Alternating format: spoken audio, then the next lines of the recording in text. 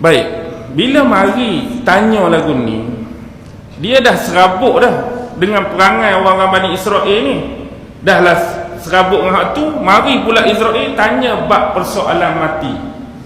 Lalu apa jadi? Nabi Allah Musa tampak muka Israel tercabut mata. Baca Bukhari, baca Muslim hadis. Nabi Musa tampak Israel terkeluar biji mata. Lalu Israel naik menghadap Allah. Ya Allah, ya Tuhanku, mengapa kamu hantar aku, kirimkan aku kepada manusia yang tak mau mati? Lafaz hadis sebut, lalu Allah memperbaiki kembali mata Israel, suruh turun sekali lagi. Tanya balik persoalan ni. Kali ni kalau dia nak mati hak Allah tetap, go on. Kalau dia pilih nak tangguh, cara tangguh dia ialah kena cari seekor lembu. Lembu ni kena duduk belakang lembu, duduk alik belakang lembu, angkat tangan ni, tepek di punggul lembu. Besar mana tapak tangan tu, tanda molek di punggul lembu ni, akak. Agak-agak hak bekas tapak tangan kita saat ni, kalau bila bulu sosok berapa ribu bulu, hak penuh tapak tangan. Bayangkanlah kalau kita bila sosok bulu hak penuh tapak tangan ni berapa ribu. Koya-koya ya, berapa ribu? Wadah-wadah 10,000. 10,000 selah bulu setahun tangguh dia. Pak kalau 10,000 tahun. Tapi Nabi Musa pilih mana? Pilih Allah tentukan. Bayangkan kalau Nabi Musa pilih kat ni, hidup lagi ke tak Nabi Musa dah? Hidup lagi sekali dengan kita.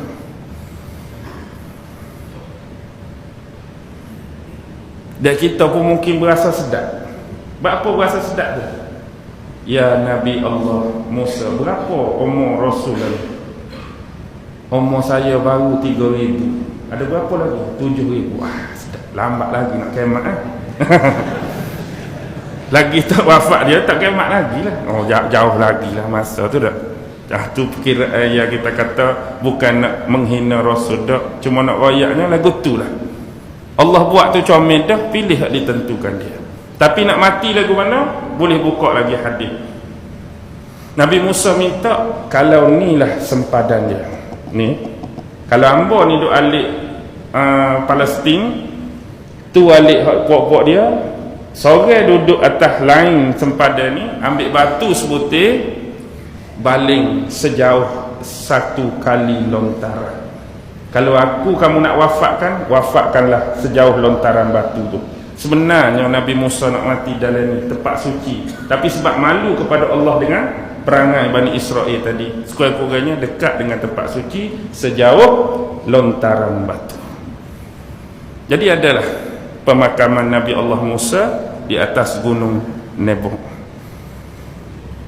Waktu Rasulullah cerita ni dekat sahabat, Rasulullah kata, sekarang ni kita berada di bumi Madinah. Kalau lah ni aku cerita kita duduk tempat tu, pasti aku akan tunjukkan pada kamu, itulah tempat pemakaman Nabi Allah Musa. Satu tanah yang berpasir dan berbatuan merah. Okey. Bila mati Nabi Allah Harun, mati Nabi Allah Musa, siapa nak buat masuk Bani Israel ni? Siapa nak pimpin mereka? Siapakah dia peneman yang bawa ikan suatu pergi cari Nabi Allah Khidir? Siapa? Hak teman Nabi Musa cari Nabi Allah Khidir dalam surah Al-Kahfi tu siapa? Hak tukang bawa ikan tu siapa tu? Nabi Yusha bin Nun bin Yufrain bin Yusuf alaihi salam, tu cicit Nabi Allah Yusuf. Dalam agama Kristian dia disebut Joshua. Joshua tu Nabi Allah Yusha. Dialah yang memimpin Bani Israel berperang. Masuklah berperang hari Jumaat. Ting ting ting ting ting ting ting ting ting ting sampai waktu asar. Nak menang ni. Bani Israel dipimpin oleh Nabi Yusha nak menang dah. Tapi bila lebih dah waktu asar, kebimbangan mula datang. pada diri Nabi Allah Yusha. Sebab apa? Sebab bila matahari terbenam, malam tu jatuh malam apa? Malam tu jatuh malam Sabtu, dan hari Sabtu adalah hari yang mulia di sisi bangsa Yahudi. Tidak boleh sesekali berlaku pertempuran, peperangan, apatah lagi menumpahkan darah. Maksudnya bila matahari jatuh kena berhenti, sedangkan kita nak menang. Ruginya kalau kita tak ada menang sebelum mentari jatuh. Pani kita kena berstop dah. Bila kita stop, orang boleh lari, orang boleh strategi balik, orang boleh reka plan baru lagi. Kita kena menang juga. Masa inilah Nabi Allah Yusha berdoa dan bermohon kepada Allah agar pergerakan matahari terhenti pada paksi dia. Stop matahari, tak jalan masa. Perang sampai menang.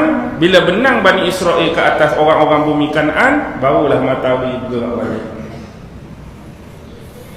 Nah, inilah kisah tertahannya matahari di tangan Nabi Allah Yusha. Ada clue tak dalam kisah ni? Ada clue tak dalam kisah ni? Baik. Sekarang ni saya nak mengajak tuan-tuan berfikir.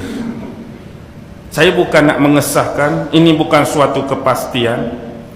Tapi sebelum ni, bila kita sebut tentang sains, kita diajar bumi dan planet-planet lain mengelilingi matahari.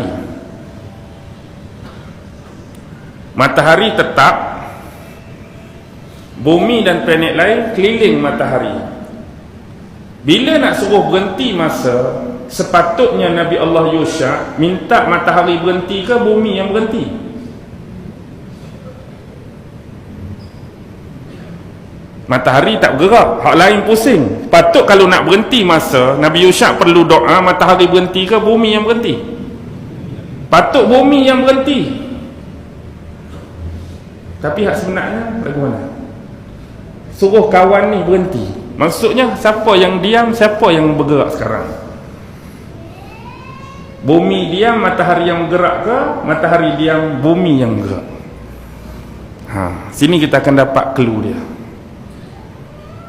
Sepatut Tuhan akan memperbetulkan, silap tu kamu minta matahari berhenti. Sepatut kamu kena berdoa bumi lah berhenti. Sebab bumi yang keliling matahari, matahari duduk tetap dah. Jadi bila matahari berhenti, kita akan dapat gambaran. Ini saya ajak berfikir. Saya bukan ahli sains. Tentu ada sesuatu yang boleh kita fikirkan kembali tentang teori-teori sains yang dipersembahkan kepada kita sebelum ini. Baik, masuklah menang. Inilah Bani Israel masuk kembali dan mereka mendakwa ni tanah dia. Sekarang tengok, bumi, asal bumi ni milik siapa? Milik siapa? Asal kalau kira cerita tadi, milik siapa? Kalau nak kira orang Nafutiyah tu lagi berhak, orang Kanaan lagi berhak, Amorik lagi berhak, Yabusiyah lagi berhak, Fonisia lagi berhak, Filistin lagi berhak. Dia mari masuk berperang. Tiba-tiba yang selalu dia canangkan ialah apa? Yang selalu mereka canangkan terhadap Rasulullah dan agama ini, agama Islam, ditebarkan melalui mata pedang, peperangan, bunuh orang, cincang orang, tawan orang. Itulah Islam, agama keganasan, agama teroris. Time kita dia kata ganas. Tapi time dia nak masuk ni, orang bagi laluan ke kena berperang? Kena perang. Bumi ni bukan bumi dia. Dia masuk bumi orang, bunuh orang dalam tu, cincang orang dalam tu. Pasal apa tak dipanggil keganasan? Pasal apa tak dipanggil teroris? Kalau itu dakwaan terhadap Nabi Muhammad dan sahabat sebelum ni. Tapi sebab kita ada Tuhan yang sama, agama yang sama, kita sedar. Mereka masuk dan berperang atas perintah siapa? Perintah siapa ni? Nak masuk bumi Palestin, siapa yang suruh? Allah kan? Jadi bila kita ada panduan wahyu, kita tak fikir dah mereka bunuh orang, kita tak fikir dah mereka masuk rumah orang, kita tak fikir mereka masuk bumi orang. Yang kita nampak apa yang mereka buat, perintah perintah Allah. Jadi kita tak akan tuduh perlakuan mereka ni teroris.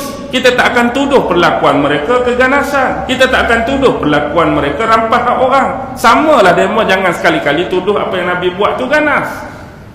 Sebab Nabi buat bukan kehendak dia, tapi perintah. Kalau memahami agama secara tepat dan benar, itulah dia. Kalau kita nak buang atas perintah Allah, mereka lebih awal boleh dituduh teroris dan menceroboh bumi orang. Tapi kita tak pernah kata, kita faham itu perintah dalam agama oleh Allah.